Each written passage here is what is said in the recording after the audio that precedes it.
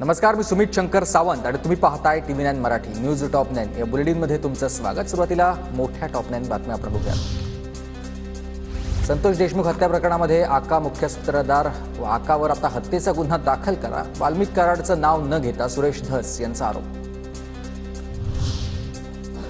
राज्याच्या मुख्यमंत्र्यांनीच बीडचं पालकत्व स्वीकारावं, मागच्या पालकमंत्र्यांनी मंत्रिपदासह पालकमंत्री पद देखील भाड्यानं दिलं होतं। सुरेश धस यांचा धनंजय मुंडेंवर अप्रत्यक्ष निशाणा।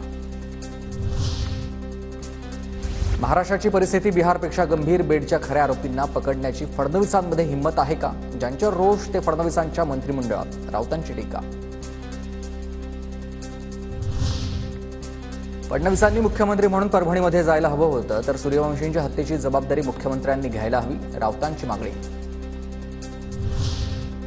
मागच्या वेळी पालकमंत्रीपद भाड्याने दिलं होतं, धस यांचा धनंजय मुंडेंवर अप्रत्यक्ष निशाणा। तर हत्ये प्रकरणातील आका लवकरच आत गेला पाहिजे, आकावर खंडणी प्रकरणासह हत्या प्रकरणात देखील कारवाई व्हावी, धस यांची मागणी। सामाजिक न्याय मंत्री संजय शिरसाट आणि उद्योगमंत्री उदय सामंत परभणी दौऱ्यावर, दोन्ही नेते सोमनाथ सूर्यवंशींच्या कुटुंबियांची सांत्वनपर भेट घेतील।